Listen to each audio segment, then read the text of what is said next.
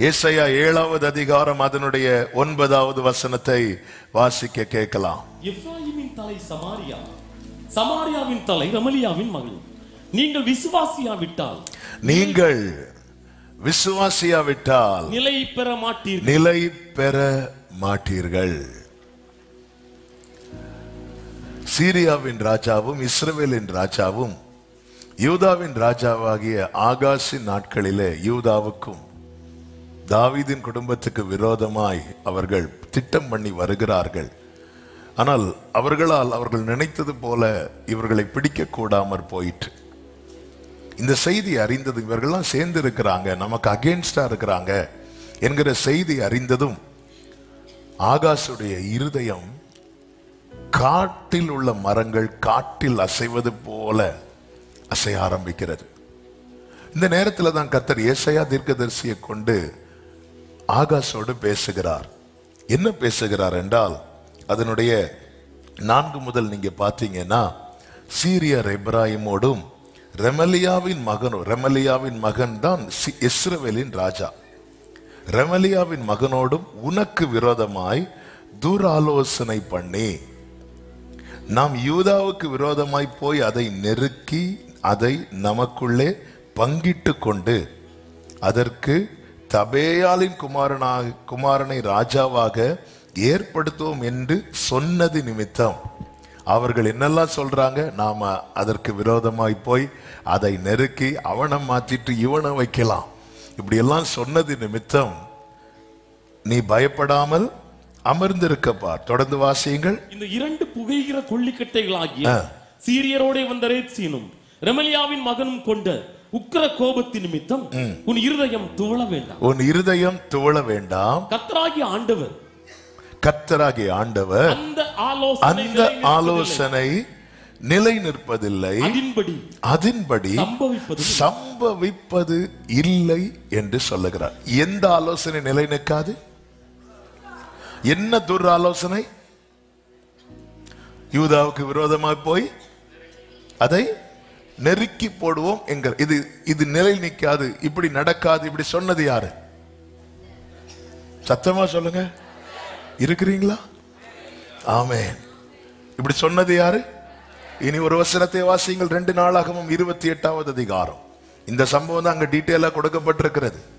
28வது அதிகாரத்தின் 1வது வசனத்தை வாசியுங்கள். ஆகாஸ் ராஜாவாகிற போது 20 வயதாயிருந்து அதே சம்பவம் தான் இங்க எழுதப்பட்டிருக்கிறது. இனி 5வது வசனத்தை வாசியுங்கள். ஆகையால் அவனுடைய தேவனாகிய கர்த்தர். யாருடைய தேவனாகிய கர்த்தர்? ஆகாசுடைய தேவனாகிய கர்த்தர் அவனை சீரியருடைய ராஜாவின் கையில் ஒப்பு கொடுத்தார். சீரியருடைய ராஜாவின் கையிலே கர்த்தர் என்ன சொன்னார்? சீரியரும் இஸ்ரவேலரும் என்ன சொல்லிட்டு வராங்க? நாம் அதுக்கு விரோதமாய் போய் நெருக்கி பங்கிட்டுக் கொள்வோம். கர்த்தர் அதுக்கு என்ன பதில் கொடுக்கிறார்? அந்த ஆலோசனை நிலை நிற்பதில்லை, அதன்படி சம்பவிப்பது இல்லை. இப்படி சொன்னது யாரு? சத்தமா சொல்லுங்க. கர்த்தர். இதான் வேர்டு. யாரு சொன்னா? கர்த்தர் சொன்னார். ஆனா இங்க வசனம் என்ன சொல்லுது? கர்த்தர் அவனை சீரியருடைய ராஜாவின் கையில், வேற யார் கையில கொடுத்திருந்தா கூட, யார் கையில ஒப்பு கொடுக்க மாட்டேன்னு சொன்னாரோ அவர்கள் கையில ஒப்பு கொடுத்தார். அவர்கள் அவனை முறிய அடித்து அவனுக்கு இருக்கிறவர்களிலே பெரிய கூட்டத்தை சிறைப்பிடித்து தமஸ்குவுக்கு கொண்டு போனார்கள். அடுத்த வார்த்தை, அவன் இஸ்ரவேலுடைய ராஜாவின் கையிலும் விடல. இந்த ஆகாசுக்கு விரோதமா திட்டம் பண்ண யாரெல்லாம்? சீரியரின் ராஜா, இஸ்ரவேலின் ராஜா. கர்த்தர் அவங்க பிளானை கேட்டுட்டு சொல்றார், அதன்படி சம்பவிக்காது, அந்த ஆலோசனை நிலைக்காது. சொல்லிவிட்டு நம்ம பாடுவோமே, நீர் சொல்லியும். எவ்வளவு உருக்கமா பாடுறீங்க. என்ன ஆண்டவரை செஞ்சு வச்சிருக்கிறீங்க, என்ன சொல்லி வச்சிருக்கிறீங்க, என்ன செஞ்சு வச்சிருக்கிறீங்க, இப்படிதான் கேட்க தோணும். ஆமென். விட்ட சீரியரின் கையில.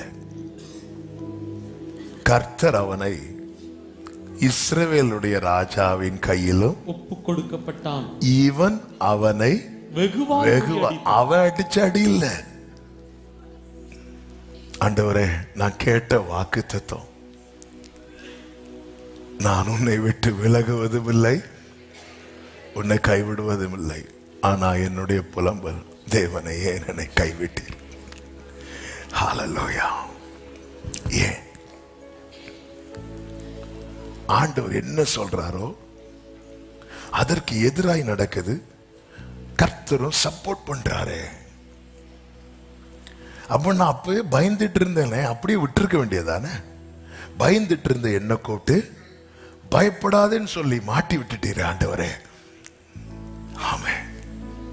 பல நேரத்துல இந்த இடத்துல தான் நம்மளால புரிந்து கொள்ள முடிகிறது இல்லை. அவர் தானே சொன்னார் என்கிட்ட, அதன்படி நடக்காது, அப்படி சம்பவிக்காதுன்னு. இப்ப அப்படி நடக்குது. இப்ப அப்படித்தானே என்ன சுத்தி சம்பவிக்கிறது. அப்ப ஏன் என்ன கூப்பிட்டு சொல்லணும்? நான் போய் கேட்டேனா? ஏசாயாவை கூப்பிட்டு அவனுக்கு எதிர்கொண்டு போங்கிறார். யாருக்கு? ஆகாசுக்கு. ஆகாஷ் எப்படி போறான்? என்னைக்கு வந்து இந்த சீரியரின் ராஜா, இந்த இஸ்ரவேலின் ராஜா, இஸ்ரவேல் ராஜா பேரு பெக்கா. பெக்கா பக்காவா பிளான் போட்டுட்டு இருக்கிறான். என்னைக்கு வந்து நம்மளை தூக்க போறானோ தெரியல. இப்படி இருக்கும்போது நேரா வாரார். யாரு? ஏசாயா. வீட்டுல இருக்க உடல் ஆண்டவர், நீ உன் பையனையும் கூட்டிட்டு போ. குடும்பமா வராங்க. குடும்பமா வந்து பாரு, அவன் இப்படி சொல்றது நினைச்சு நீ பயப்படாத. அப்ப நெஞ்சில இருந்து கை எடுக்கவா? எடு. இப்ப அவன் கை வைக்க போறான். அப்புறம் நீ பயப்படாத, நீ பயப்படாமல் அமர்ந்திருக்கப்பா. அவன் அதன்படி நடக்காது, அதன்படி சம்பவிக்காது. அது மட்டும் சொல்லல, 7:8 சொல்றாரு, சீரியரின் தலை தமஸ்குவின் தலை ரேட்சேன் இன்னும் 65 வருஷங்களிலே எப்ராயிம் ஒரு ஜனமா இராதபடிக்கு எப்ராயிம்னா இஸ்ரவேல் ஒரு நொறுங்குண்டு போகும். இப்படி எல்லாம் சொல்லிட்டு தான் கர்த்தர் அடுத்து ஒரு வார்த்தையை ஸ்ட்ராங்கா இறக்குறாரு. அதுதான், நீங்கள் விசுவாசியாவிட்டா நிலை நிற்க மாட்டீர்கள். பிரியமான கர்த்தருடைய பிள்ளைகளே, கர்த்தர் நம்மோடு சொன்ன வார்த்தைக்கும் நாம் வைத்திருக்கிற விசுவாசத்திற்கும் சம்பந்தம் உண்டு. நம்முடைய விசுவாசம் என்பது அது உலகத்தை ஜெயிக்கிற ஜெயம். கர்த்தர் சொல்லிட்டார், கர்த்தர் சொல்லிட்டார் இருக்கிறோம். நான் ஃபெய்த்ல எந்த அளவுக்கு நிக்கிறேன், எந்த அளவுக்கு வேரோண்டி நிக்கிறேன், எந்த அளவுக்கு வளருகிறேன். இங்க விசுவாசத்தில் நீங்க விசுவாசிக்காவிட்டா நிலை நிற்க மாட்டீர்கள். நம்பலையா? நம்புறோம். அப்ப அதை தாண்டி இப்படி நடக்குதுன்னா இங்கே ஆவியானவர் இன்னொன்றை ஆழமாய் சொல்ல விரும்புகிறார். அதுதான் என்னவென்றால், யாக்கோபு 2:26 சொல்லப்பட்டிருக்கிறது, அப்படியே ஆவி இல்லாத சரீரம் செத்ததா இருக்கிறது போல கிரியைகள் இல்லாத விசுவாசமும் செத்ததா இருக்கிறது. கர்த்தரை நம்புறியா? நம்புறேன். ஆனால் நம்புவதற்கு ஏற்ற கிரியைகள் நம்மில் இல்லை என்றால் அந்த விசுவாசம் செத்ததா இருக்கிறது. ரோமருக்கு எழுதும் போது நீ விசுவாசித்தாலே போதும், அந்த கான்செப்ட்ல தான் அங்க இருக்கும். எனது புறஜாதிகளுக்கு சொல்லப்பட்டது. ஆனா யாக்கோபுக்கு எழுதும் போது கிரியை இல்லாத விசுவாசம். பைபிள்ல இப்படிதான் படிக்கணும். தேடி வாசியுங்கள். ஆரம்ப ஸ்டேஜில் இருக்கிறவர்களுக்கு என்ன சொல்லப்படுமோ அது சொல்லப்படும். அடுத்து போக போக போக போக அது ஆழமாய் ஆழமாய் ஆழமாய் அது கற்றுக் கொடுக்கப்படும். இதான் பைபிள். ஆனா அநேகர் இந்த ஒத்த வாக்கியத்தை பார்த்துட்டு மொத்தத்தையும் விட்டுட்டு இருக்கிறாங்க. கர்த்தருடைய புத்தகத்தில் இதை தேடி வாசியுங்கள். இவைகளில் ஒன்றும் ஜோடு இல்லாதிராது, ஆவி அவைகளை சேர்க்குமாம். கிரியைகள். அப்போ இந்த ஆகாஷ் எங்க தவறுனா, ஆகாஷ் என்ன சொல்லுகிறான்? ஏசாயா வார்த்தையெல்லாம் சொல்லும் போது ஆகாஷ் வந்து இப்படி நின்று கேட்டுட்டு இருக்கிறான். கர்த்தர் சொல்றாரு, அவங்க கிட்ட அடையாளத்தை கேட்க சொல்லு. நீ அடையாளத்தை கேளாக. இல்ல நான் கர்த்தரை பரீட்சைக்க மாட்டேன். அப்ப அவருக்கு மனசுல என்ன இருக்குன்னு ஆண்டவர் என்ன செய்யக்கூடாது? பரீட்சை பார்க்க கூடாது. அப்படியும் இவன் ஏன் ஒப்பு கொடுக்கப்பட்டான்? இவன் ஏன் ஒப்பு கொடுக்கப்பட்டான்? ஆகாஷின் தவறுகள் என்ன? தேவ பிள்ளைகளை, இந்த தவறுகள் நம்முடைய வாழ்க்கையில் வராதபடிக்கு நம்ம ஜாக்கிரதையா இருக்கணும். காரணம், நமக்கு வாக்குத்தத்தங்கள் இருக்கிறது. நம்முடைய வாழ்க்கையில வாக்குத்தத்தங்கள் இருக்கிறது. வார்த்தையை நம்பி மட்டுமே வாழ்ந்து கொண்டிருக்கிறோம். அதுதான் உண்மை. நம்ம மனம் பதறும் போது நம்ம உடனே ஏதாவது ஒரு வசனத்தை தேடுறோம். ஒரு வசனம், நம்மள விசுவாச வீரர்கள் கிடையாது. ஆனா மனம் பதறும் போது, பயம் வரும்போது, தளரும் போது, டெசிஷன் எடுக்க தெரியாத நிலையில் இருக்கும் போது நம்முடைய உள்ளம் வசனத்தை தேடுதுன்னா உண்மையே நம்ம சரியான ட்ராக்ல இருக்கிறோம்னு அர்த்தம். அல்லேலூயா. அவன் அப்படி தேடுறவங்க மட்டும் வேண்டாம், கை தூக்க வேண்டாம். கர்த்தர் உங்களை ஆசீர்வதிப்பாராக. எல்லாரும் தேடுவோம்ல. பைபிள் ரெகுலரா படிக்கிறோமோ இல்லையோ, இப்படி படிக்கிற கூட்டம் அதிகம். ஹல்லேலூயா. ஆமா, எப்படி என்ன சிரிப்பு பாருங்க உங்க முகத்துல. ஹல்லேலூயா. இந்த ஆகாஷ், அவனுக்கு உள்ள விசுவாசம் இருந்துச்சு, எல்லாம் ரைட்டு தான். கிரியையில சொதப்பிட்டான். இந்த ஆகாஷின் தவறுகள் என்ன? 2 அதிகாரங்களிலே அவனை குறித்து சொல்லப்பட்டிருக்கிறது. யார் இந்த ஆகாஷ் என்றால், உசியாவினுடைய மகனாகி யோதாம். யோதாமுடைய மகன் தான் ஆகாஷ். ஆகாஷுக்கு பையன் தான் எசேக்கியா. எசேக்கியாவுடைய அப்பா யோதாமுடைய பையன். 2 ராஜாக்கள் 16வது அதிகாரம், 2 நாளாகமும் 28வது அதிகாரம். இந்த 2 அதிகாரங்களிலே டீட்டெயிலா ஆகாஷை குறித்து சொல்லப்பட்டிருக்கிறதை வேதத்திலே பார்க்க முடியும். இந்த ஆகாஷ் செய்த 5 தவறுகளை இந்த நாளிலே ஆவியானவர் நம்ம மத்தியிலே சுட்டிக்காட்டி நம்மை எச்சரிக்க, நம்மை உணர்த்த விரும்புகிறார். காரணம், நாமும் வாக்குத்தத்தம் பெற்றவர்கள். யார் கையில ஒப்பு கொடுக்க மாட்டேன்னு சொன்னார், அவன் கையிலே கர்த்தரே ஒப்பு கொடுத்தார் என்றால் இதை வந்து படித்து விட்டு போவதற்கான காரியம் அல்ல, பார்த்து விட்டு போவதற்கான காரியம் அல்ல. தேவ பிள்ளைகள் மிகவும் கவனமாக எச்சரிப்பாய் இருக்க வேண்டும். நமக்கு சொல்லப்பட்ட வார்த்தை ஒன்று, ஆனால் வாழ்க்கையில் நடப்பது எல்லாம் மாறாக என்றால், ஆமே, நாம் அதை கண்டும் காணாமல் இருப்பது சரி அல்ல. ஹல்லேலூயா. ஆமே. கர்த்தர் உங்களை ஆசீர்வதிப்பாராக. இந்த ஆகாஷ் செய்த முதல் தவறு என்ன? 2 ராஜாக்கள் 16வது அதிகாரம், அதனுடைய 2-3 வசனங்களை வாசியுங்கள். ஆகாஷ் ராஜாவாகிற போது 20 வயதாயிருந்து எருசலேமிலே 16 வருஷம் அரசாண்டான். அவன் தன் தகப்பனாகிய தாவீதை போல் தன் தேவனாகிய கர்த்தரின் பார்வைக்கு செம்மையானதை செய்யாமல் இஸ்ரவேல் ராஜாக்களின் வழியே நடந்து போதும். இந்த ஆகாஷ் செய்த முதல் தவறு என்ன தெரியுமா? தவறானவர்களை தனக்கு மாதிரிகளாக முன்வைத்தான். தவற யார ரோல் மாடலா செட் பண்ண கூடாதோ அவர்களை ரோல் மாடலா செட் பண்ணுனா, யார ரோல் மாடலா செட் பண்ணணுமோ அவர்களை ரோல் மாடலா செட் பண்ண தவறினான். அவன் பொல்லாத வழியில் நடந்தான் என்று சொல்ல வேண்டியதானே? ஏன் வசனத்துல இந்த காரியத்தை எழுதி சொல்லி, தாவீதை போல, தாவீதின் தன் தகப்பன் தாவீதுனா தாவீதினுடைய எத்தனையாவது தலைமுறை தான் யாரு? ஆகாஷ். ஆனா அந்த இடத்துல அவன் யாரை செட் பண்ணி இருக்கணும் தெரியுமா? யாருடைய வாழ்க்கையை மாதிரியா செட் பண்ணி இருக்கணும்னா, ஜெயித்தவனுடைய வாழ்க்கையை மாதிரியா செட் பண்ணி இருக்கணும். ஆனா அதை விட்டுட்டு இஸ்ரவேலின் ராஜாக்கள் வழியாக தேவனுக்கு விரோதமாய், தேவன் வெறுக்கும்படியான காரியங்களை நடப்பித்த மனிதர்களை தனக்கு மாதிரியா செட் பண்ணி அந்த வழியிலே நடக்கிறான். தவறானவர்களை மாதிரியாக முன்வைத்தான். நாம் யாரை ஃபாலோ பண்றோம்? நம்ம எல்லாருமே கிறிஸ்துவை பின்பற்றுகிறவர்கள், அதில் மாற்றமில்லை. ஆனாலும் வேதம் நமக்கு என்ன சொல்லுகிறது? நம் கண் முன்பாக அநேகரை நாம் பார்க்கிறோம். அவர்கள் நம்மை அறியாமலே சிலர் மேல நமக்கு ஈர்ப்பு வரும். அது இயல்பு.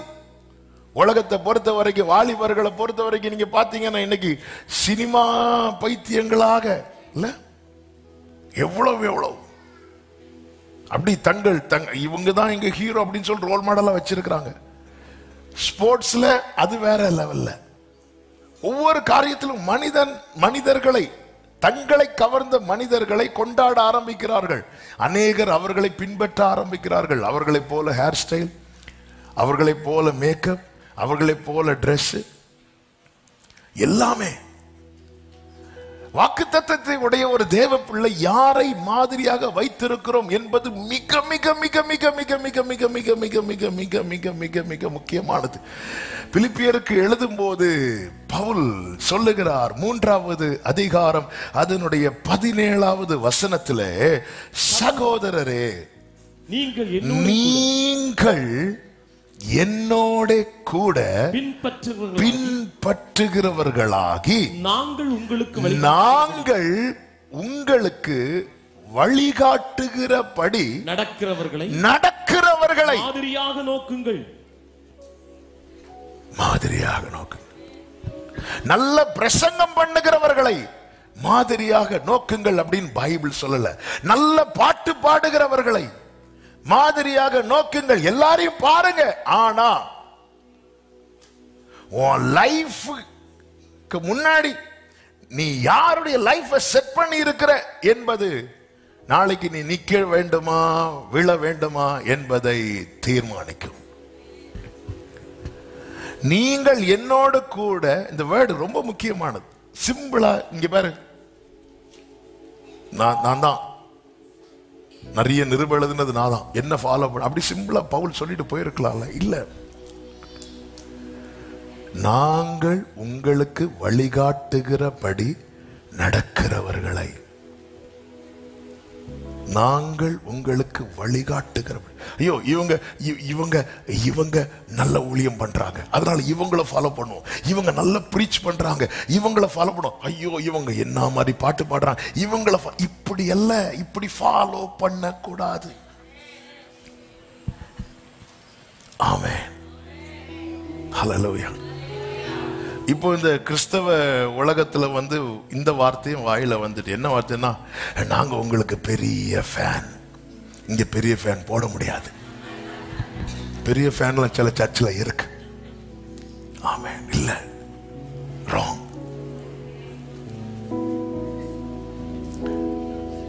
நாங்கள் உங்களுக்கு வழிகாட்டு பவுல் சொல்லுகிறார். இப்பொழுது நாங்க இந்த சுவிசேஷத்தை கலாத்தியருக்கு நாங்க சொல்றோமே, நாளைக்கு நாங்களாவது வேறு யாராவது, ஏன் வானத்திலிருந்து ஒரு தூதனே இறங்கி வந்து மாத்தி பேசினாலும் நீங்க என்ன செய்யாதீங்க, அக்செப்ட் பண்ணாதீங்க.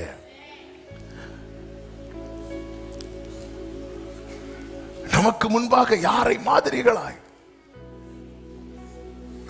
ஹல்லேலூயா. ஏன் இவங்களை ஃபாலோ பண்றீங்க? எனக்கு அவங்கள பிடிக்கும், எனக்கு ஒருத்தங்களை பிடிக்கும்ங்கிறத வச்சு நான் ஃபாலோ பண்ணக்கூடாது. நாங்கள் உங்களுக்கு வழி காட்டுகிறபடி நடக்கிறவர்களை. சங்கீதம் 37:37 சொல்லப்பட்டிருக்கிறது, நீ உத்தமனை நோக்கி செம்மையானவனை பார்த்திரு, அந்த மனுஷனுடைய முடிவு சமாதானம். நீ உத்தமனை நோக்கி, அவன் பைபிள் சொல்லுது. ஆமென். நீ பார்த்துரு, நீ நோட் பண்ணிக்க, அவனை பாரு, அவன் ஒவ்வொரு காரியத்தை எப்படி செய்யறான் பாரு, அவன் முடிவை பாரு. இன்னைக்கு அநேகருடைய ஆரம்பத்தை பார்த்து ஃபாலோ பண்ண ஆரம்பிக்கிறார்கள். இல்ல, பைபிள் சொல்லுது முடிவை பாரு. ஏன் விசுவாச வீரர்கள் பட்டியல்ல பழைய ஏற்பாட்டுல எத்தனையோ பேர் இருந்தார்களே, தேவனால் ஏற்படுத்தப்பட்ட எத்தனையோ ராஜாக்கள் இருந்தார்களே, எத்தனையோ மனிதர்கள், எல்லாருக்கும் பெயரை எழுதாம குறிப்பிட்ட சிலருடைய பெயர் மட்டும் எழுதி இருக்க காரணம் என்ன தெரியுமா? அவங்க அனைவருமே ஜெயித்தவர்கள்.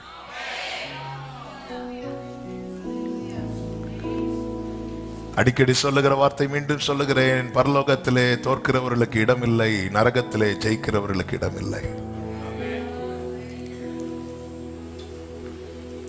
ஆகாஷ் சின்ன வயசுலே ராஜாவானான். 20 வயதுல ராஜாவாகி 16 வருடம் ஆட்சி செய்தான். 16 18 தெரியல, 16 வருஷம். 20 வயதுல ராஜாவாகி 16 வருஷம். அப்ப மொத்தம் எத்தனை? 36 அவுட்டு. நிக்கல. அவ உண்மையா சொல்லணும்னா ஒரு வாலிப ஸ்டேஜ். 20 வயசுல அவன் தவறானவர்களை செட் பண்றான் தன்னுடைய ரோல் மாடலா. தவறானவர்களை. இந்த செய்தி சொல்லும் போதே அன்பு வாலிபர்களுக்கு நான் சொல்லுகிறேன், நீ பண்ண வேண்டிய பிரயாணம் வெகு தூரம். உன்னை ஏற்படுத்தி வைத்த ஸ்தானம் என்பது அது கிருபையினாலே ஏற்படுத்தி வைக்கப்பட்டது. ஆனா நீ உன் முன்னாடி யார ரோல் மாடலா செட் பண்றியோ அது தீர்மானிக்கும் இதுல நீ தொடரணுமா இல்ல இதுல இருந்து நீ விழ வேண்டுமா என்பதை. நீ யாரை பார்த்திரு.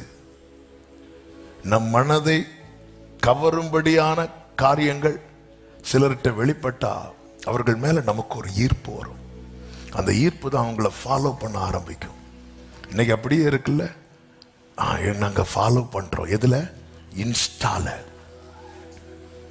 ஆமா, எல்லா ஸ்டாவும் போகும் போறோம், நாங்க ஃபாலோ பண்றோம்.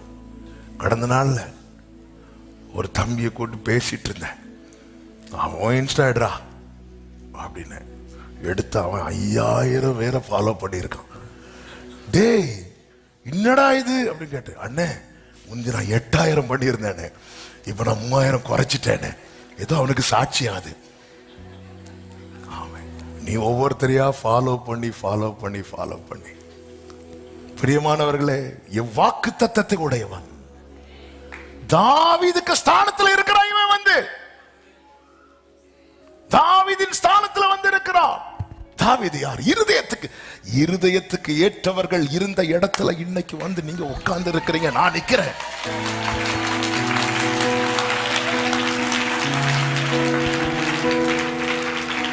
இருதயத்துக்கு ஏற்றவர்கள் இருந்த இடத்துல, சபையில ஊழியம் செய்த இடத்துல இன்னைக்கு நாம நிக்கிறோம்.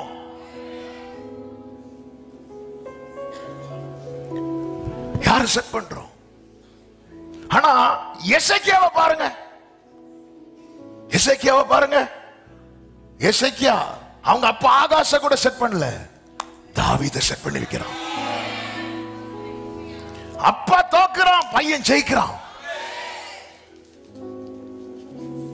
நம்ம யார மாதிரியா பாக்குறோம்? ஏன் அவங்கெல்லாம் எங்க நமக்கு பிடிச்ச ஒரு காரியத்தை கொஞ்சம் சக்சஸ் ஆனவங்க செஞ்சுட்டாங்க, பரவாயில்ல, அவங்களே செய்யறாங்க உடனே. எதுக்கு? ஏன் இஸ்ரவேல், ஏன் தாவீதை முன்பாக வைக்காம? தாவீது செம்மையானபடி நடந்தான். தப்பு பண்ணாலும் ஆண்டவர் சமூகத்தில் போய் விழுந்து சரி பண்ணி தன்னை சரி பண்ண ஒப்பு கொடுத்தான். இவனுக்கு தன்னை கரெக்ட் பண்றது பிடிக்காது. அதனால இஸ்ரவேலின் ராஜாக்கள் வழியாய் நடந்து. ஆமென், அல்லேலூயா. நம்ம வந்து அந்த ஒரு தகப்பனுக்கு 2 பிள்ளைங்க, இயேசு ஒரு உவமை சொல்லுவார்ல, உண்மையிலே நம்ம அந்த ஸ்டோரி படிக்கும் போது நம்ம மனசு வந்து ரொம்ப கொண்டாடுறது யார தெரியுமா? இளைய குமாரனை. ஏன்னா நம்ம தான் அந்த இளைய குமாரன். ஒன்னு மூத்த குமாரன் செய்தி எடுத்தாலும் கடைசி வர மூத்த குமாரன் வீட்டுக்குள் வரவில்லை. மூத்த குமாரன் எங்க நிக்கிறான்? வெளியே நிக்கிறான். ஒன்னு பாத்தீங்களா? இளைய குமாரன் தான் உள்ளே இருக்கிறான். ஏன்னா நம்ம. ஆனா அந்த மூத்த குமாரனுடைய தியாகம், அந்த மூத்த குமாரன் அவன் ஃப்ரெண்ட்ஸ் கூட சாப்பிட போனா கூட அப்பா நோ சொன்னா போக மாட்டாரு. அவர் பாக்கெட்ல காசு இருக்கு, அப்பா 2 பேருக்கு தான் சொத்தை பிரிச்சு கொடுக்கிறார். ஆனாலும் ஃப்ரெண்ட்ஸு கூட போகணுன்னா அப்பா ஒரு ஒரு ஒரு ஆட்டுக்குட்டி எடுத்து இன்னைக்கு நைட்டு நாங்கள் ஃப்ரெண்ட்ஸு கூட வேண்டாண்டா ஓகே வேண்டாம். நமக்கு அந்த மூத்த குமாரெல்லாம் செட் பண்ண முடியாது. நமக்கு என்னன்னா கடைசியில இந்த தவுடன் கிடைக்காத நிலைமை வரும்போது அப்பா அந்த பாட்டுல எப்படி உருகி பாடுவோம் நம்ம. அல்லேலூயா. ஆமென். நம்ம யாரை செட் பண்றோம்? முடிவை பாரு. நீதிமொழிகள் 24வது அதிகாரம் 30, 31, 32 வசனங்களிலே சொல்லப்பட்டிருக்கிறது. சோம்பேறியின் வயலையும் மதியீனனுடைய திராட்சை தோட்டத்தையும் கடந்து போனேன். இதோ அது எல்லாம் முள்ளுக்காடாய் இருந்தது. நிலத்தின் முகத்தை காஞ்சொறி மூடினது. அதன் கற்சுவர் கிடந்தது. அடுத்த வேர்ட கவனிங்க. அதை கண்டு சிந்தனை பண்ணினேன். அதை நோக்கி புத்தி அடைந்தேன். என்ன அதை கண்டு சிந்தனை பண்ணினேன்? என்ன அதை கண்டு புத்தி அடைந்தேன்? நான் அவன மாதிரி இருந்தா என் வாழ்க்கையும் இப்படிதான் ஆகும். ஞானி, கர்த்தர் கொடுக்கிற ஞானம் என்பது பிறர் குறையை சொல்லி விட்டு போவதற்கல்ல. நம் கண்ணுக்கு முன்னாடி ஒரு ஆளுக்கு குறை தெரியுதா, அதை கண்டு சிந்தனை பண்ணினேன். அதை கண்டு புத்தி அடைந்தேன். என்ன? நானும் அவன மாதிரி இருந்தா என் வாழ்க்கையும் என் தொழிலும் இப்படிதான் ஆகும். அதை கண்டு சிந்தனை பண்ணினேன். பார்க்கணும், இவன் பார்க்கல. இஸ்ரவேலின் ராஜாக்கள் அவங்க ஆரம்பம் நல்லா இருந்துச்சுப்பா, ஆனா அடி மேல அடி வாங்கில விழுந்தாங்க. எனவே தானே தாவீதின் கோத்திரத்தை பிடித்து நிறுத்தி வைத்திருக்கிறார். நீ யாரை செட் பண்ற முன்னாடி? பவுல் சொல்லுகிறார் 1 கொரிந்தியர் 11:1, நான் கிறிஸ்துவை பின்பற்றுகிறது போல நீங்கள் என்னை பின்பற்றுகிறவர்களா இருங்கள். அதாவது உங்களுக்கு எல்லாருக்குமே கிறிஸ்துவ பிடிக்கும், ஆனா நான் எப்படி ஃபாலோ பண்றேன்னு பாரு, நான் எப்படி கிறிஸ்துவ ஃபாலோ பண்றேன்னு பாரு அப்படின்னு சொல்லிட்டு தன்னுடைய வாழ்க்கை எக்ஸாம்பிள முன்வைத்து கொடுக்கிறார். ஒவ்வொரு தேவ பிள்ளையும் இது ஒரு சேலஞ்சா எடுக்கணும்.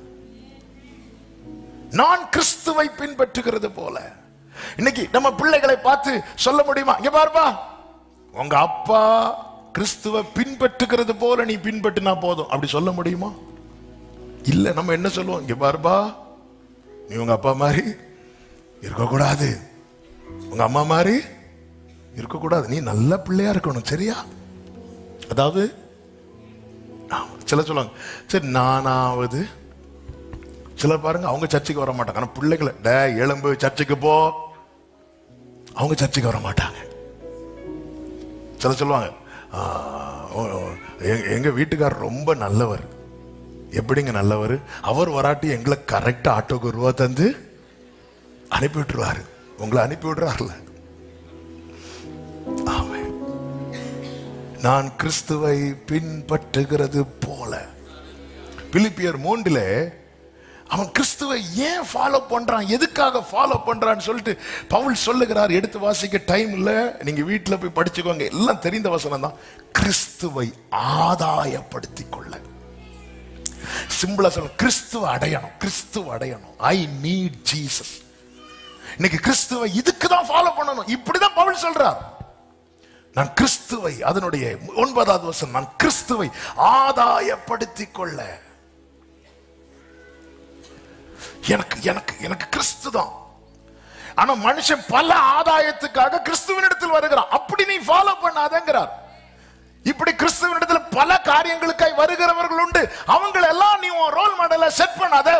கிறிஸ்துவையே ஆதாயப்படுத்த ஓடுறான் தெரியுமா, அவனை மாதிரியா செட் பண்ணு. ஆமே. உனக்கு என்ன வேணும்?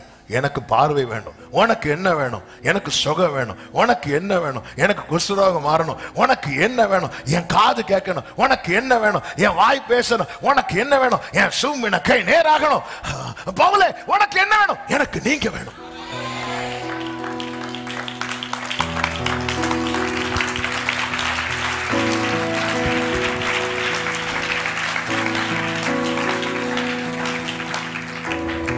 இவங்களை ஃபாலோ பண்ணுங்க. நான் கிறிஸ்துவை பின்பற்றுகிறது போல. இதற்காக பவுல் கிரயம் செலுத்துகிறான். கிரயம் செலுத்தினவர்களை பின்பற்றுங்கள். என்ன கிரயம் செலுத்துகிறான்? எது எது லாபமா இருந்துச்சோ அதையெல்லாம் நஷ்டம் என்றும் குப்பை என்றும் எண்ணினா. அது மாத்திரமல்ல, பின்னானவைகளை மறந்து. என்ன பின்னானவைகளை மறந்தான்? அவனுக்கு இருந்த மேன்மை, அவனுக்கு இருந்த பதவி. அதாவது ஸ்தேவான் கொலை செய்யப்பட பவுலும் சம்மதித்தான். அதனால அது கேஸ் ஆகல.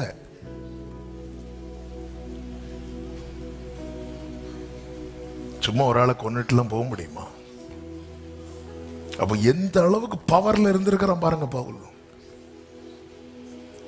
அவனை கல்லறிந்து கொண்டா. யார் பார்க்கணும்னா அவங்கள பிடி இல்ல, பவுல் சைன் பண்ணி இருக்கிறார். ஸ்தேவான் கொலை செய்யப்பட பவுலும் சம்மதித்தான். அதனால அது கேஸ் ஆகல. பவுல் அப்ப என்ன அதிகாரம் அவனுக்கு இருந்திருக்கு, என்ன பவர் அவனுக்கு இருந்திருக்கு? அது குப்பை. இந்த பூமியிலே பதவி, பட்டம், மேன்மை, இது எல்லாம் கிறிஸ்துன்னு பார்க்கும்போது குப்பை. என் ஞானம், கல்வி, செல்வங்கள் யாவும் ஒன்றுமில்லை குப்பை என்றெண்ணுகிறேன். என் ஞானம், கல்வி, செல்வங்கள் யாவும் ஒன்றும் இல்லை குப்பை என்றெண்ணுகிறேன். ஓ, என் நீதி நியாயங்கள் அழுக்கான கந்தை என்றே உணர்ந்தேன். என் இயேசுவே, அனுதினமும் உம்மில் நான் வளர்ந்திடவே உம் அனுக்கிரகம் தர வேண்டுமே. கைகளை உயர்த்தி கேட்கலாமா? அனுதினமோ உம்மில் நான் வளர்ந்திடவே உம் அனுக்கிரகம் தர வேண்டுமே. என்னால் ஒன்றும் கூடாதையா, எல்லாம் உம்மால் கூடும். என்னால் கூடாதையா, ஆமென், எல்லாம் உம்மால் கூடும். அனுதினமும் உம்மில் நான் வளர்ந்திடவே ஓ, அனுக்கிரகம் தர வேண்டுமே. அனுதினமும் உம்மில் நான் வளர்ந்திடவே ஹல்லேலூயா, அனுக்கிரகம் தர வேண்டும். ஹல்லேலூயா. அது மட்டும் இல்ல, அவர் எப்படி ஃபாலோ பண்றார் தெரியுமா? ஆசையாய் தொடருகிறேன். 3:12 சொல்றார் ஆசை. அதாவது வேற வழி இல்லாம கிறிஸ்துவை பின்பற்றவங்க உண்டு, வேற வழி இல்லாம சர்ச்சுக்கு வரவங்க உண்டு, வேற வழி இல்லாம ஜெபிக்கிறவங்க உண்டு. ஆமென். நான் ஜெபத்துல வைக்கலான் இருக்கிறோம். ஏன் இப்படிதான் ஒருத்தங்க வந்து இங்க அப்பா இருக்கும்போது ஏதோ ஒரு ஆபரேஷனுக்கு போகணும்னு போறாங்க. சரி, அப்ப சொல்றாங்க நம்ம ஜெபம் பண்ணுவோம், நாளைக்கு ஃபாஸ்டிங் பிரேயர் இருக்கு, முடிச்சுட்டு நீங்க போங்க கத்தர், அதுக்கப்புறம் நீங்க போங்க. இல்ல இல்ல இல்ல, நாங்க இன்னைக்கே போறோம். சரி சொல்லிட்டு போயிட்டு அடுத்த நாள் ஃபாஸ்டிங் பிரேயர் வந்து இருக்கிறாங்க. பாஸ்டர் நாங்க ஜெபத்துல வைக்கலான் இருக்கிறோம். எங்க அப்பாவுக்கு சந்தோஷம். பரவாயில்ல, நம்ம ஜெபம் பண்ணுவோம், ஜெபம் பண்ணிட்டு அதுக்கப்புறம் நீங்க டிசைட் பண்ணிக்கோங்க. இல்ல இல்ல, நாங்க ஜெபத்திலே வைக்கலான் இருக்கிறோம். ஒரு நாள்ல எவ்வளவு பெரிய மாற்றம், என்ன ஒரு விசுவாசம். இல்ல சிஸ்டர், நீங்க ஜெபம் பண்ணிட்டு அதுக்கப்புறம் நீங்க போய் பாருங்க. இல்ல இல்ல, நாங்க ஜெபத்துல வைக்கலான் இருக்கிறோம். ஏன்? ஆபரேஷனுக்கு 5 லட்சம் ரூபாய் ஆகும்னு சொன்னாங்க. அதுக்கு நாங்க பேசாம ஜெபத்துல இப்படி வேற வழி இல்லாமல்லாம். கோவிட் டைம்ல பைபிள் அதிகமா சேல்ஸ் ஆச்சாம், அதிகமா சேல்ஸ் ஆச்சாம் பைபிள். வேற வழி இல்லை. ஞாயிற்றுக்கிழமை காலை ஆராதனை, எல்லாரும் குளித்து உடுத்தி கிளம்பி வந்து சர்ச்சை கூட குளிச்சுட்டு வர மாட்டாங்க. ஆனா அந்த கோவிட் டைம்ல வேற வழி இல்லாம, இப்படி வேற வழி இல்லாம பின்பற்றவங்க, வேற வழி இல்லாம என் பிரதர் ஊழியத்துக்கு வந்தீங்க, வேற வழியே. பிசினஸ் பண்ணி பார்த்தேன், செட் ஆகல. அப்புறம் வேலைக்கு போனேன், துரத்திட்டாங்க. அப்புறம் சொன்னாங்க ஒரு அலைன்ஸ் வந்துச்சு, ஊழியக்காரனுக்கு தான் கொடுப்பேன் நாங்க. எனக்கு வேற வழியே. இப்படி வேற வழி இல்லாம வருகிறவர்கள். பவுலே நீங்க ஏன் பின்பற்றீங்க? கண்ணை நோண்டிடுவேன்ட்டாரு. என் கண்ணு பார்வை போயிட்டு ஊழியத்துக்கு ஒப்பு கொடுத்தா கண்ணை தரப்பேனாரு. வேற வழி இல்லாம இப்படி வரக்கூடாது. அவர் சொல்றாரு, ஆசையா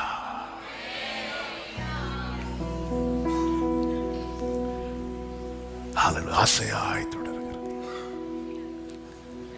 என் உயிரிலோ மேலானவரே, என் உயிரிலோ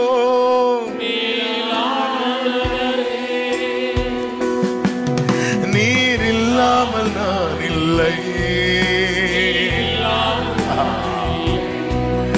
உம் நினைவில்லாமல் நீர் இல்லாமல் நான் இல்லை. சரமம் லாச்சனரியா சனரா என் அரணே, என் அரணே,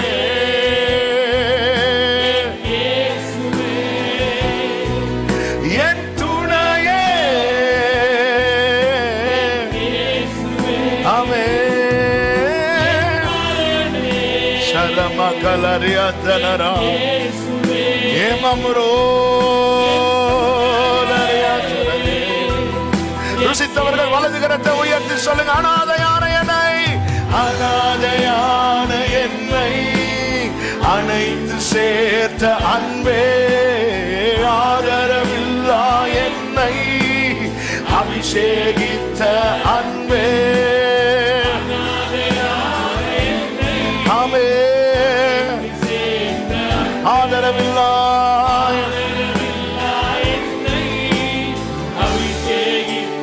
ஆமென். நீர் இல்லாமல் நான் இல்லை, உம் நினைவில்லாமல், ஹல்லேலூயா, நீர் இல்லாமல் நான் இல்லை,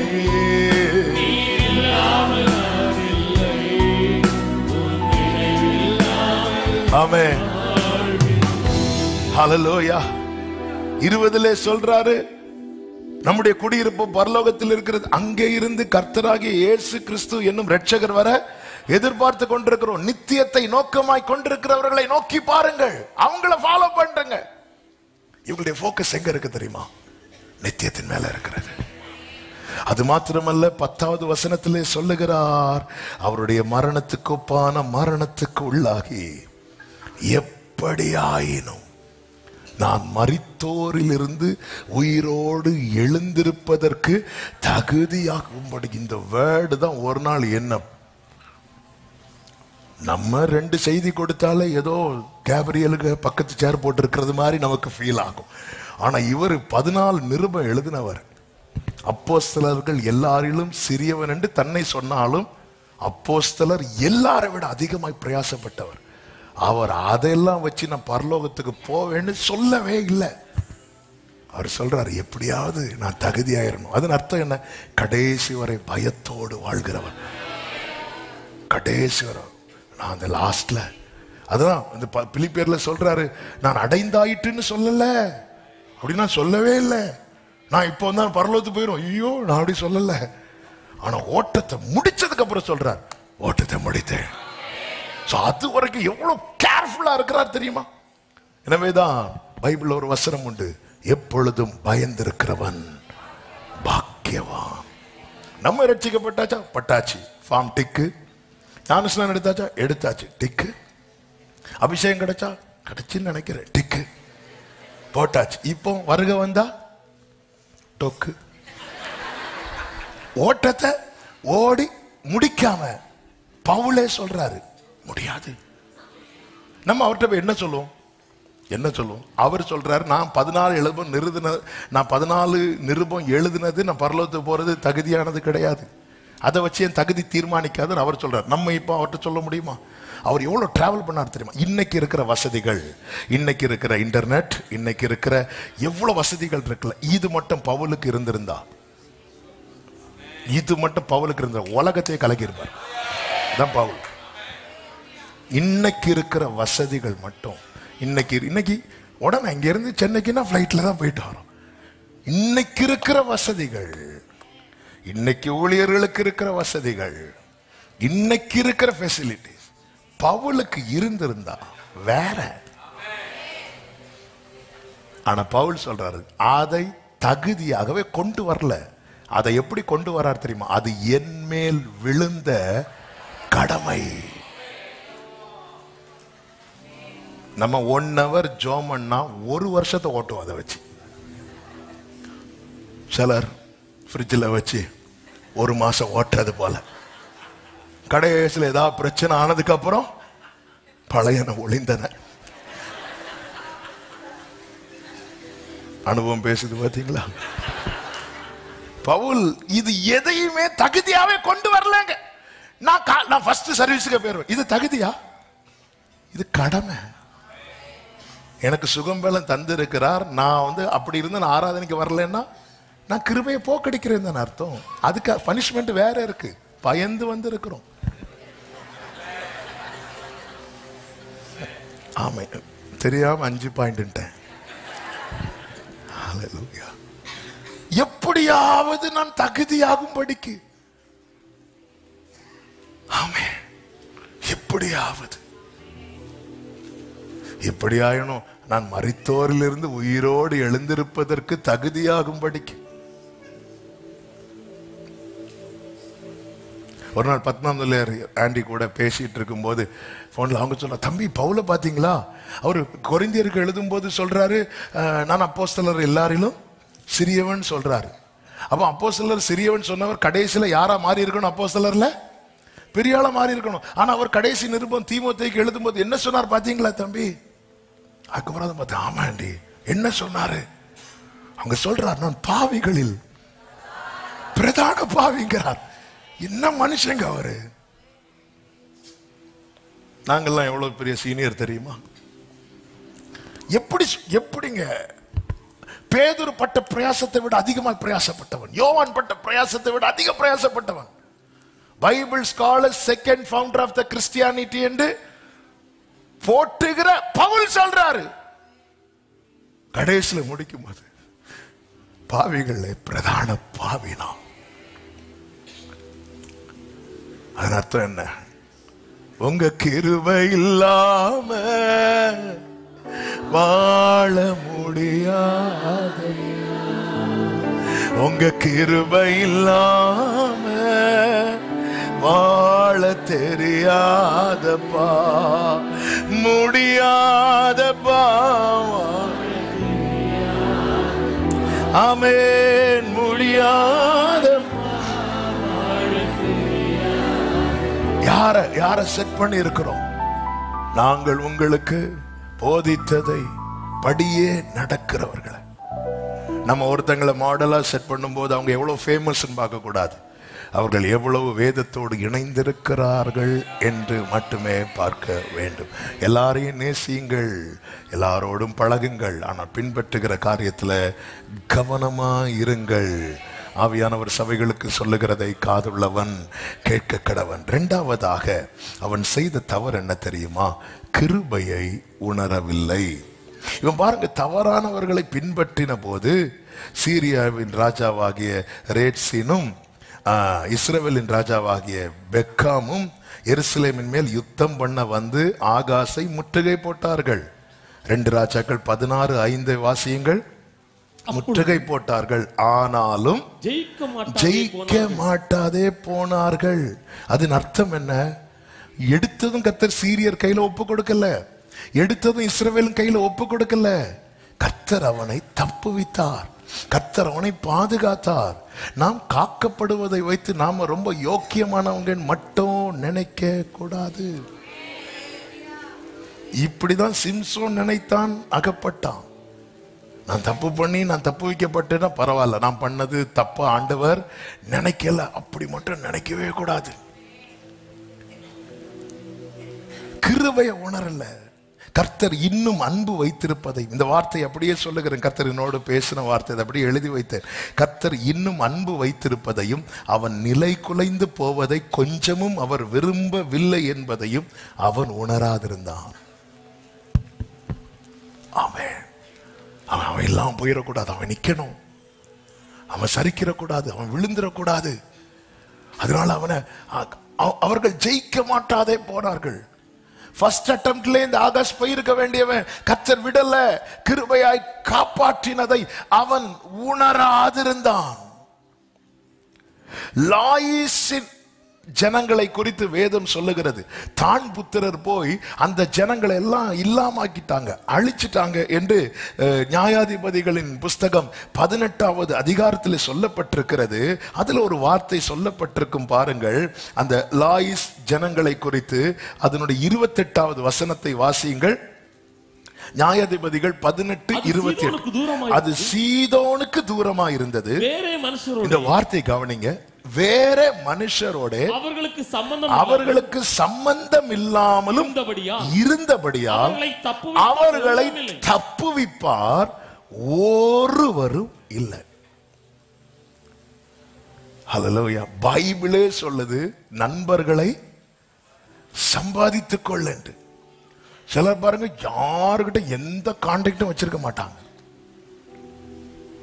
நல்ல பணம் வச்சிருப்பாங்க, எல்லாம் வச்சிருப்பாங்க, ஆனா யாருக்கிட்ட எந்த கான்டாக்டும் வச்சிருக்க மாட்டாங்க. ஆனா அவங்களுக்குன்னு ஒரு கஷ்டம் வரும்போது ஒருத்தர் கூட போய் நிக்க மாட்டாங்க. ஆனா சிலரை பாருங்க, கையில ஒரு காசு இருக்காது, ஆனா நிறைய சொந்தங்களை சம்பாதித்து வைத்திருப்பாங்க. அவங்களுக்கு ஒண்ணுன்னா ஒரு 10 பேராவது வந்து சும்மாவது வந்து நிப்பாங்க.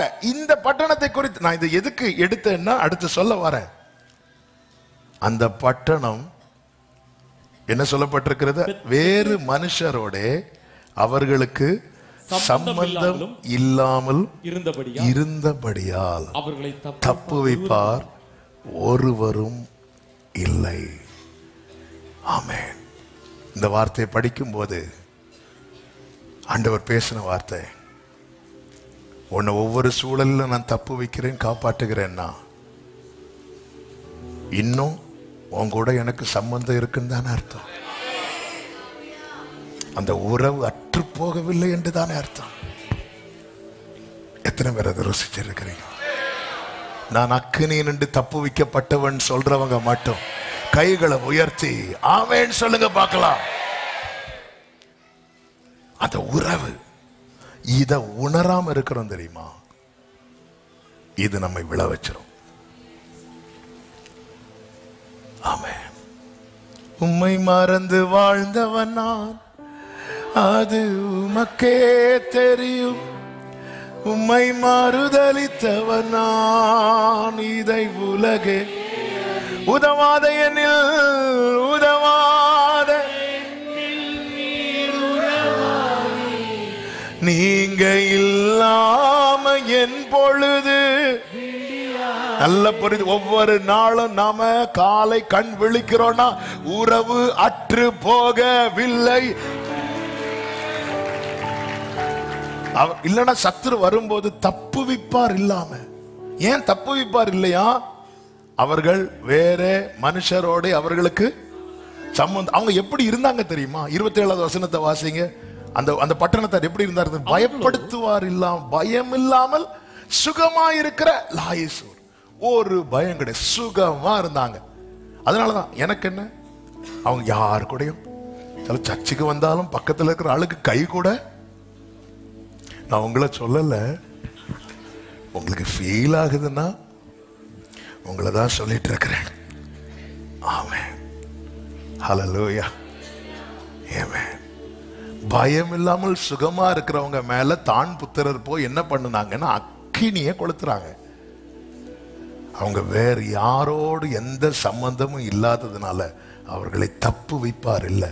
இன்னைக்கு எத்தனை முறை சத்துரு அக்கினியை கொளுத்தினான், ஆனால் அந்த அக்கினி நின்று ஒவ்வொரு முறை நானும் நீங்களும் தப்பு வைக்கப்பட்டோம் என்றால் அந்த உறவு அற்று போகலன்னு சொல்றவங்க நல்ல கைகளை தட்டி என்னவரே ஹல்லேலூயா. அதாவது கிருபைய டேஸ்ட் பண்ணணும், அதை ஃபீல் பண்ணணும். ஆமென். அதை என்ஜாய் பண்ணணும், அதை ரெஸ்பெக்ட் பண்ணணும். ஹல்லேலூயா. அந்த உறவு இருக்கு. எந்த உறவுங்க வந்துச்சு? எந்த உறவுங்க வந்துச்சு? ராத்திரி தூக்கம் வராம நீ கதறின போது எந்த உறவு வந்துச்சு? ஹல்லேலூயா. எந்த உறவுங்க வந்துச்சு? கர்த்தர் நின்றார் என் பக்கத்துல, கர்த்தர் நின்றார். எதிர்காற்று வீச எதிர்போரும் பேச என்னோடு இருப்பவர். ஆமென். எதிர்காற்று வீச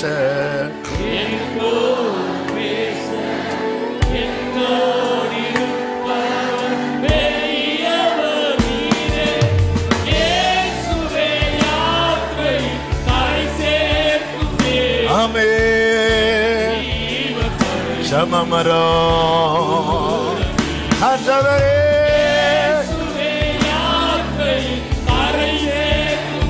என் ஜீவ படகு. அப்படியே கைகளை உயர்த்திய நேசுராஜா ஜீசஸ், உன் கிருபை தந்தாலே போதோ.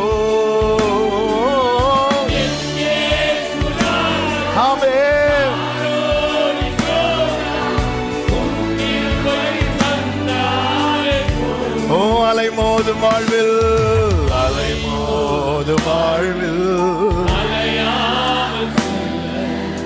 உம் கிருபை முன் செல்ல அருளோ. ஆமென் ஆண்டவரே.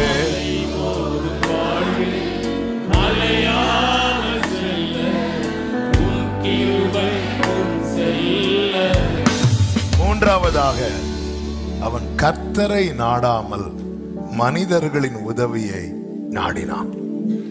2 நாளாகமம் 28வது அதிகாரம் 16வது வசனம். அக்காலத்திலே ஆகாஸ் என்னும் ராஜா அசீரியாவின் ராஜாக்கள் தனக்கு ஒத்தாசை பண்ண அவர்களுக்கு ஆட்களை அனுப்பினான். அசீரிய ராஜா ஏன் ஆகாஸை நாடுகிறான்? ஆகாஸ் அசீரியாவின் ராஜாக்களை நாடுகிறான். அதே வேளையில் 6வது வசனத்திலே சொல்லப்பட்டிருக்கிறது, எப்படி எனில் யூதா மனுஷர் தங்கள் பிதாக்களின் தேவனாகிய கர்த்தரை விட்டுட்டாங்க, கர்த்தரை விட்டுட்டாங்க. ஆமென். நல்ல கவனமா கேளுங்க. இப்படி சீரியரின் ராஜா, இஸ்ரவேலின் ராஜா ஆகாசுக்கு விரோதம் யுத்தம் பண்ணத அறிந்ததும் யாருக்கு சும்மா இருக்க முடியல தெரியுமா? கர்த்தருக்கு சும்மா இருக்க முடியல. நமக்கு ஒரு பிரச்சனை வருதுன்னா அவருக்கு சும்மா இருக்க முடியாது, சும்மா இருக்க முடியாது.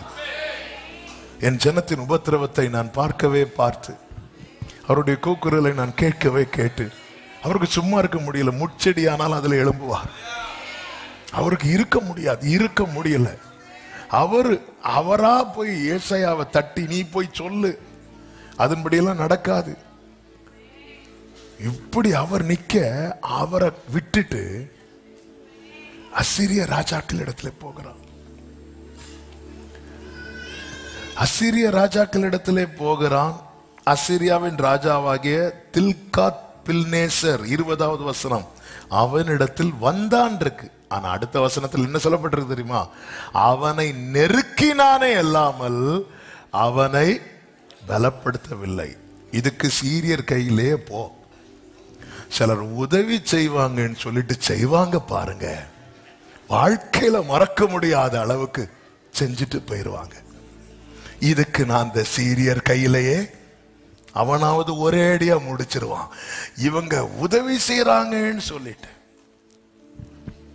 அவனை நெருக்கினானே அல்லாமல் அவனை பலப்படுத்தல. இன்னைக்கு உதவுவார்கள் என்ற அநேகரால நெருக்கத்தை அனுபவித்துக் கொண்டிருக்கிற உள்ளமே, நமக்கு ஒத்தாசை வானத்தையும் பூமியையும் உண்டாக்கின கர்த்தரிடத்தில் இருக்கிறது. உதவுவார்கள் பார்த்தா அவனை நெருக்கினார்களே அல்லாமல். நம்ம உதவி செய்வார்கள் சொல்லிட்டு நம்ம விஷயத்தை நிறைவேற்ற சொல்லுவோம் தெரியுமா? அவங்க செய்யற பெரிய உதவி என்ன தெரியுமா? குறையாம ஒரு 20 பேருக்கு அவங்க அதை, நமக்கு பிரச்சனை சால்வ் ஆனதுக்கு அப்புறம் நம்ம எதை நினைச்சு பயப்படுவோம் தெரியுமா? ஐயோ நமக்கு ஒரு ஆளுக்கும் பிரச்சனை, நம்ம ஆதங்கத்தில் இன்னொரு ஆள்கிட்ட சொல்லிடுவோம். சொல்லி முடிச்சோன்னா இந்த ஆள் கூட சால்வ் ஆனதுக்கு அப்புறம் அந்த ஆள் வருவாங்க அங்கிருந்து, ஐயோ இவருக்கு இப்ப தெரியுமே. அவனை நெருக்கினானே அல்லாமல் பலப்படுத்தி.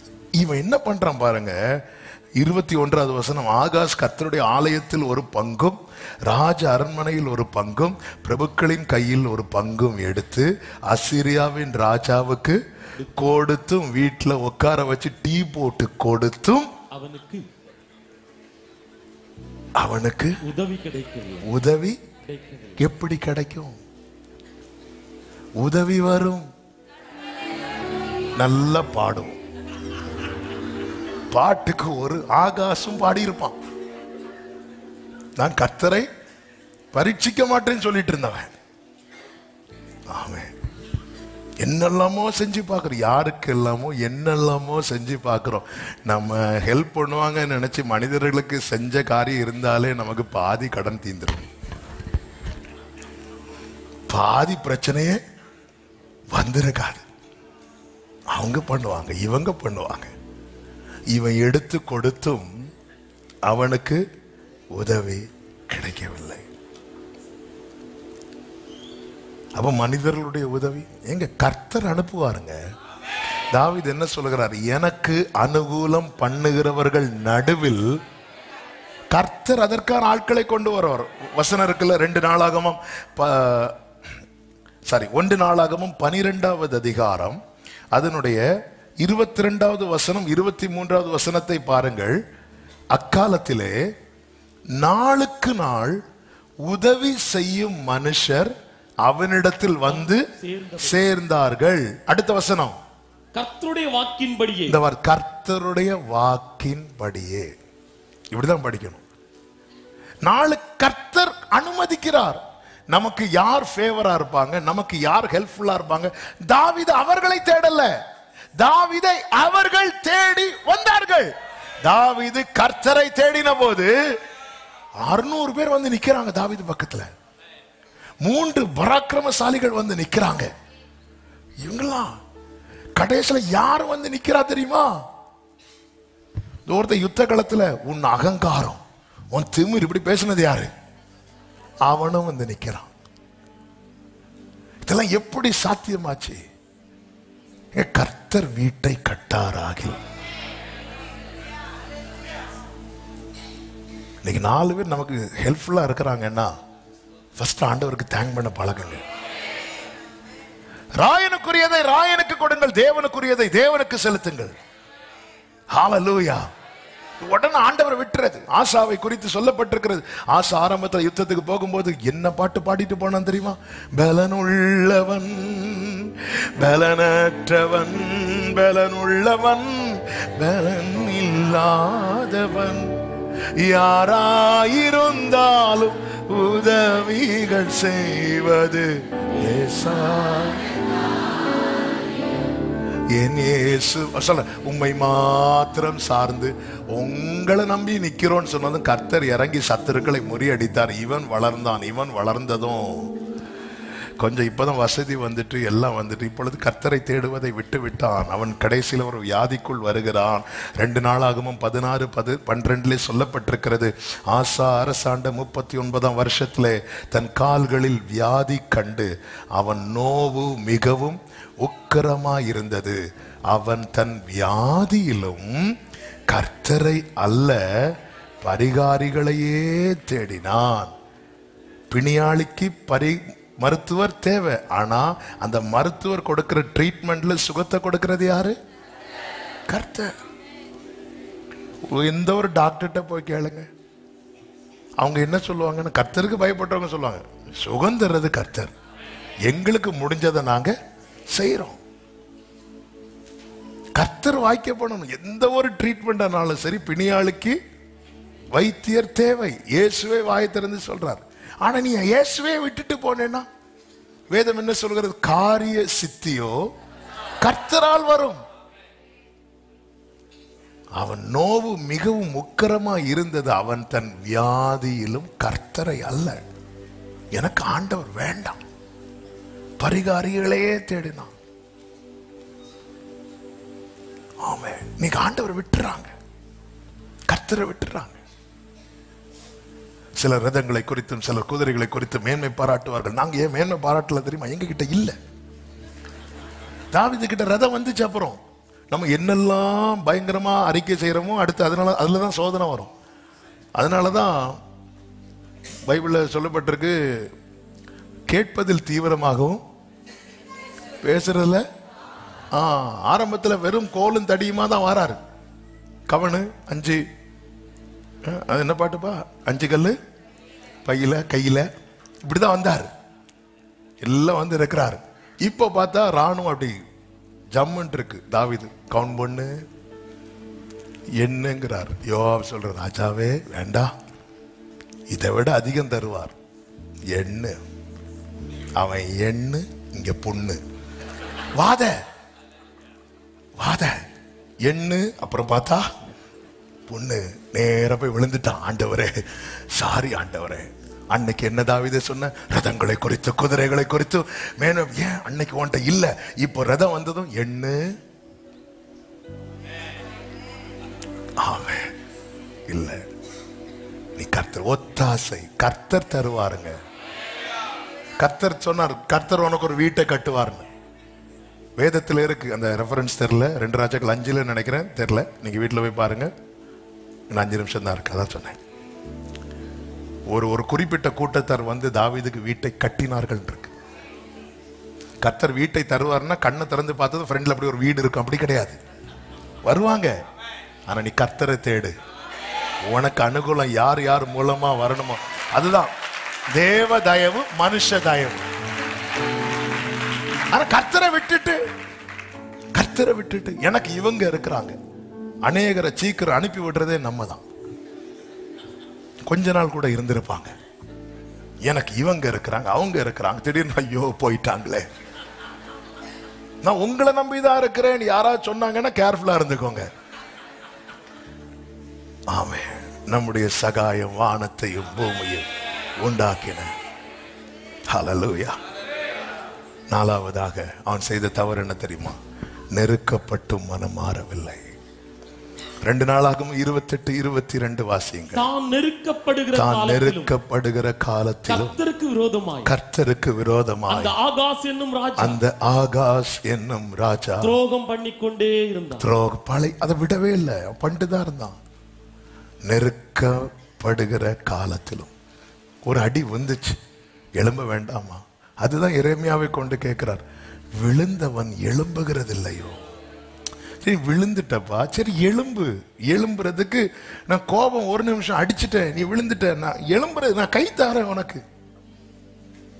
அவர் கோபத்துலதான் பேதுருவை கத்துறாரு, அற்ப விசுவாசி ஏன் சந்தேகப்பட்டேன், ஆனாலும் கையை நீட்டுறாரு. தான் நெருக்கப்படுகிற காலத்தில், கஷ்டத்தின் மேல கஷ்டம், நெருக்கத்தின் மேல நெருக்கம் தெரியுது, நமக்கு பிரச்சனை நம்மளை சுத்தி இருக்குன்னு தெரிஞ்சு என்ன பண்றோம்? நம்ம ஒரு நேபுகாத் நேச்சார், விக்கிரகத்தை வழிபடுகிறவன், தேவன் யார் என்று கேட்கிறவன், தான் நெருக்கப்படுகிற காலத்தில் பரலோக தேவனை நோக்கி பார்த்தானாம். நினிவே ஜனங்கள், புறஜாதியார், தங்களுக்கு ஒரு நெருக்கம் வந்த போது சாம்பல்ல உட்கார்ந்து பொல்லாத வழிகளை விட்டு கர்த்தரை நோக்கி பார்த்தார்கள். ஆனால் தாவீது இருந்த ஸ்தானத்தில் இருக்கிற ஆகாஷே, உனக்கு ஒரு நெருக்கம் வரும்போது நீ இன்னும் அந்த துன்மார்க்க செயலை, அந்த துரோக செயலை செய்து கொண்டே தானே இருக்கிறாய். தானியேல் 12:10 2 கூட்டத்தாரை குறித்து சொல்லப்பட்டிருக்கிறது. உபத்திரவ நாட்களிலே 2 கூட்டத்தாரை குறித்து சொல்லப்பட்டிருக்கிறது. அநேகர் சுத்தமும் வெண்மையுமாக்கப்பட்டு புடமிடப்பட்டவர்களாய் விளங்குவார்கள். துன்மார்க்கரோ துன்மார்க்கமாய், என்ன உபத்திரம் வந்தா என்ன, மகா உபத்திரம் வந்தா என்ன, நாங்க இப்படிதான் இருப்போம்னு சொல்லி நடப்பார்கள். துன்மார்க்கரில் ஒருவனும் உணரான், ஞானவான்களோ உணர்ந்து கொள்வார்கள். ஒரு நெருக்கம் வருதா, அதுல புரிந்து கொள்ளணும், இது என்னை சுத்தமும் வெண்மையுமாக்கும்படியாய் தேவன் ஏற்படுத்தின ஆலை. துன்மார்க்கர் அவங்களுக்கு உணர்வே கிடையாது.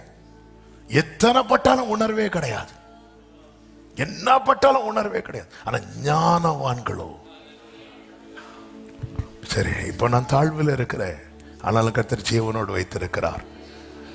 நான் ஒரு தவறு பண்ணி அடி வாங்கி நான் ஜீவனோடு இருக்கிறேன்னா எனக்கு திருந்துவதற்கு வாய்ப்பு கிடைத்திருக்கிறது என்று அர்த்தம். ஞானவான்களை உணர்ந்து கொள்வார்கள்.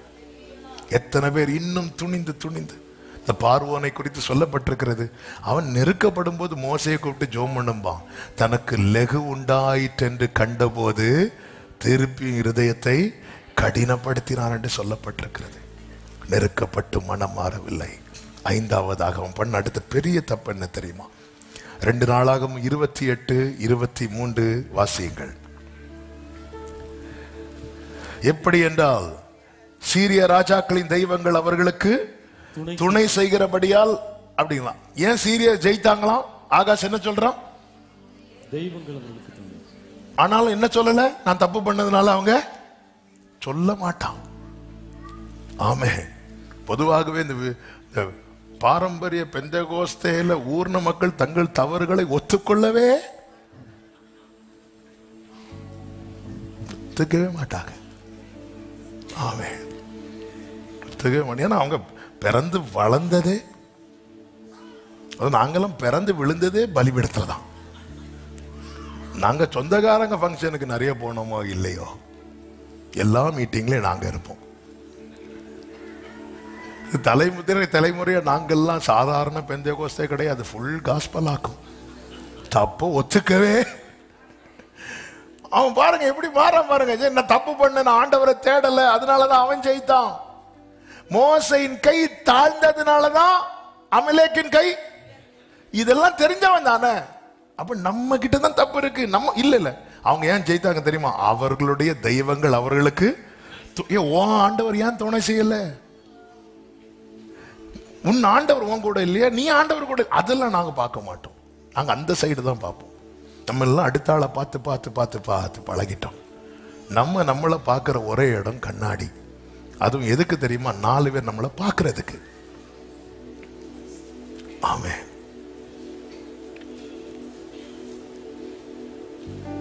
இவன் என்ன பண்றான்? அவர்கள் எனக்கும் துணை செய்ய அவர்களுக்கு பலியிடுவேன் என்று சொல்லி தன்னை முறிய அடித்த தமஸ்குவின் தெய்வங்களுக்கு அவன் பலியிட்டான்.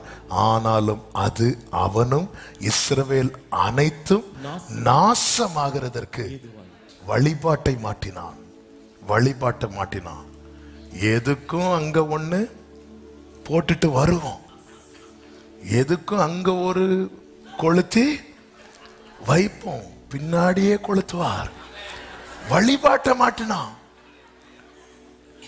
அது மட்டும் இல்ல பாருங்க, 2 ராஜாக்கள் 16வது அதிகாரம் 10வது வசனத்திலே சொல்லப்பட்டிருக்கிறது. ராஜாவாகிய ஆகாஸ் தமஸ்குவில் உள்ள அசீரியரின் ராஜாவாகிய, சீரியர் தெய்வங்களுக்கு பலியிட்டது மட்டும் இல்ல, இப்ப தமஸ்குவில் உள்ள அசீரியரின் ராஜாவாகிய திகிலாத்பிலேசருக்கு எதிர்கொண்டு போய் தமஸ்குவில் உள்ள பலிபீடத்தை அவங்க செய்யற பலிபீடத்தை பார்க்கறான். பலிபீடத்தை கண்டு ராஜாவாகிய ஆகாஸ் அந்த பலிபீடத்தின் சாயலையும் அந்த சாயலை நேர கொண்டு வந்து இங்க அதே போல செய்கிறான். யூதாவை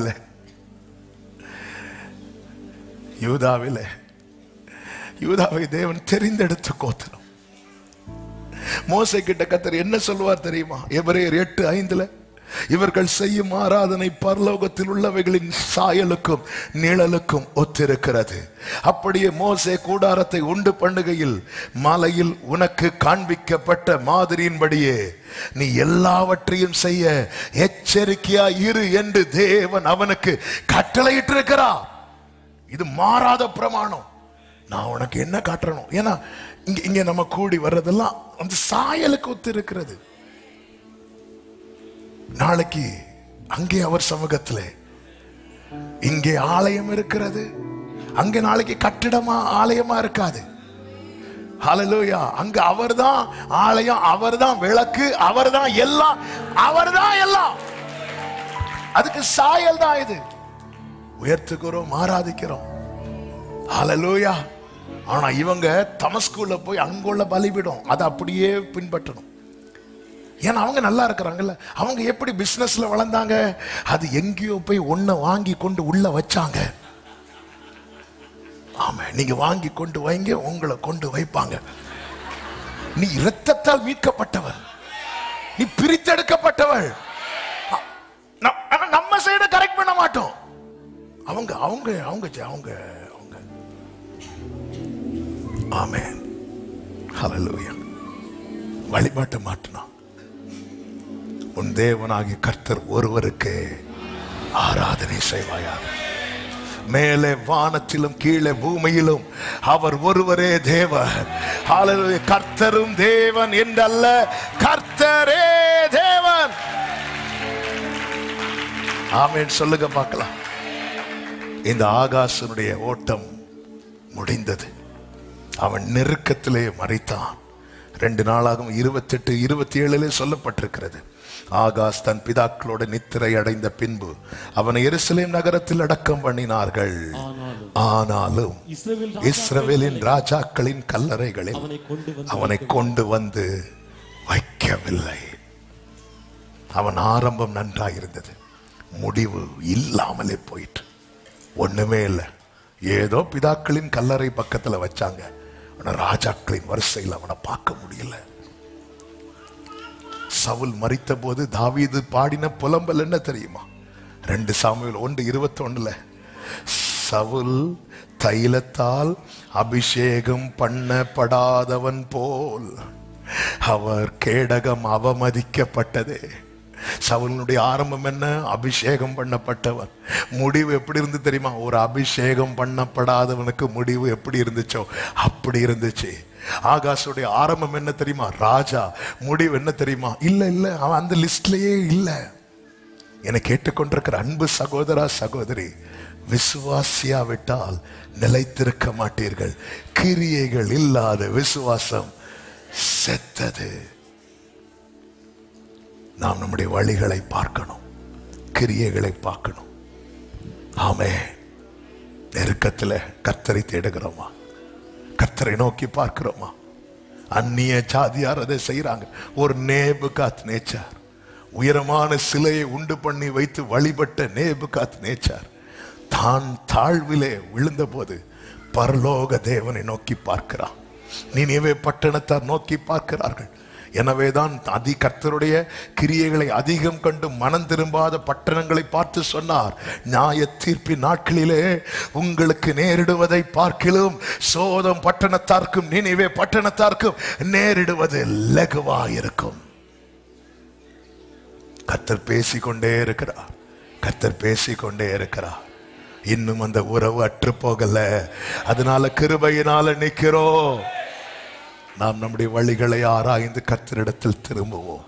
கர்த்தர் நம்மை பாதுகாத்து அவர் வழிகளை நிற்க வைத்து நடக்க பண்ணி நாம் கேட்ட அவருடைய வாக்குத்தத்தங்களை சுதந்தரிக்கும்படிக்கு கர்த்தர் கிருபை செய்வாராக. வலது கரத்தை உயர்த்தி சத்தமா ஆமென் சொல்லுங்க பார்க்கலாம். இப்ப எல்லாரும் அப்படி எழுந்து நின்று ஹல்லேலூயா அர்ப்பணிப்போடு ஒரு பாடலை பாடி தேவ சமூகத்தில் ஒப்பு கொடுக்கலாம். நான் நானாகவே வந்திருக்கிறேன், பிரசன்னத்தில் வந்து நிற்கிறேன். நீர் என்று என்னை ஏற்றுக்கொள்வீர்,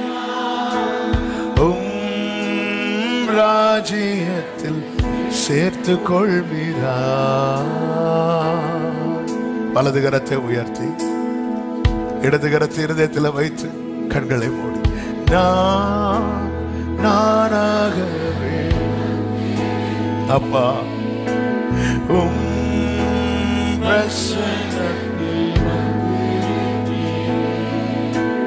நீ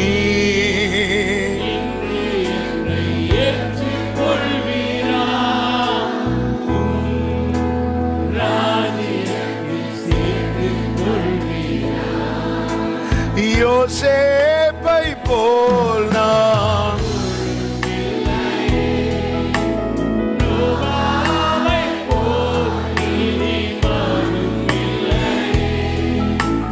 யோசேப்பை போல் ஆமென்.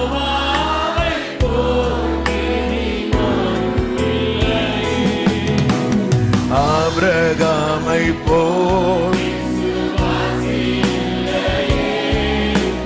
தானியேலை போல் ரெண்டு கைகள் அப்படி விரித்து உயர்த்தி நானாக தானாக வந்து நிற்கிறேன்.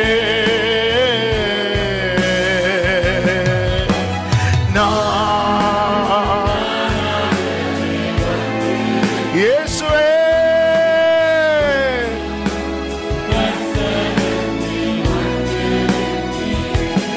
ஆமென்.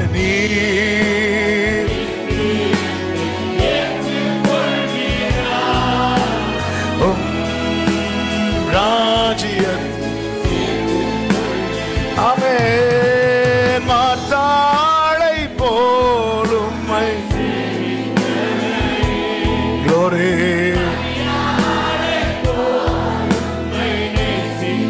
எஸ்தரை போல் எதையோ எஸ்தரை போல் எதையோ எலிசபெத்தின் நற்குணங்கள் கைகள் அப்படி உயர்த்தி நான் வீணாகி பாழாகி வந்து நிற்கிறேன்.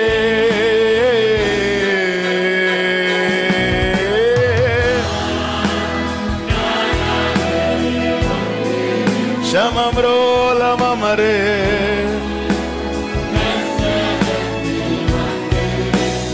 ஆமென்.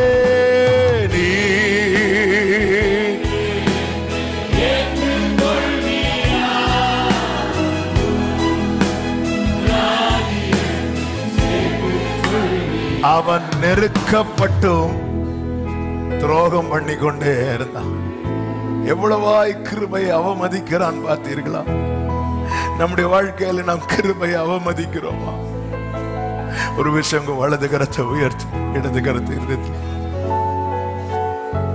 என்னை திருப்பி கொள்ளும் ஆண்டவரே, உம்மிலே நிலைத்திருக்க கிருபை தருவீராக, கிருபை தருவீராக. வலுவாதபடி எங்களை காக்கிறவரே, மாசற்றவர்களாய் உம்முடைய சன்னிதானத்தில் எங்களை நிறுத்த வல்லவரே, உம்முடைய கரத்திலே என்னை தருகிறேன் சொல்லுங்க பார்க்கலாம். ஒப்பு கொடுக்கிறேன் ஆண்டவரே, ஒப்பு கொடுக்கிறப்பா, அர்ப்பணிக்கிறேன் ஆண்டவரே. நீங்க விட்டுறாதீங்கப்பா, நிக்க வச்சிருங்கப்பா, நிக்க வச்சிருங்கப்பா. எங்களுக்கு ஒத்தாசை உம்மிடத்திலிருந்து அல்லவோ வருகிறது, எங்களுக்கு வேற யாரும் இல்லை ஆண்டவரே, எங்களுக்கு எல்லாமே நீங்க தான். ஒவ்வொருவரையும் விசுவாசத்தில் நிலைக்கப்படும் சாட்சியாய் நிறுத்துவீராக, முடிவு சமாதானமாய் இருக்கும்படிக்கு நீரே நடத்துவீராக. பரிசுத்த பிதாவே, நல்ல தகப்பனே, நன்றி நிறைந்த இருதயத்தோடுமை நாங்கள் துதிக்கிறோம், ஸ்தோத்தரிக்கிறோம். கிருபையுள்ள தேவனே, உங்க சமூகத்தில் கொண்டு வந்து பாட, துதிக்க, ஆராதிக்க, ஜெபிக்க வைத்தீரே, ஸ்தோத்திரம். எங்களோடு பேசி உணர்த்தினீர், கண்களை திறந்தருளினீர் கர்த்தாவே. அநேக காரியங்களை எங்களுக்கு காண்பித்து தந்தீர். எங்களை நிலை நிறுத்துவது உம்முடைய நோக்கமா இருப்பதனால எங்களோடு பேசுறீங்க. இந்த வார்த்தைகளை கேட்டு விட்டு விடாமல் இதை உள்வாங்கி எங்கள் வாழ்வின் பாதை சீராக்கப்பட கர்த்தர் கிருபை செய்யும். ஒவ்வொருவரையும் ஆசீர்வதி. ஒவ்வொரு நாளும் ஆசீர்வாதமாய் நன்மையா இருக்க கிருபை செய். உடைய நல்லாவியானவர் ஒவ்வொருவரையும் செவையான வழியிலே நடத்தி செல்வீராக என்று ஜெபிக்கிறோம். எல்லா தீங்குக்கும் பொல்லாப்புக்கும் விலக்கி மறைத்து நன்மையும் கிருபையும் தொடர பண்ணி பாதுகாத்து ஆசீர்வதி. தாழ்த்தி அர்ப்பணிக்கிறோம். எல்லா மகிமை கனம் துதி ஸ்தோத்திரங்கள் ஒருவருக்கே செலுத்துகிறோம். இரட்சகர் இயேசு கிறிஸ்துவின் நாமத்தில் பிதாவே.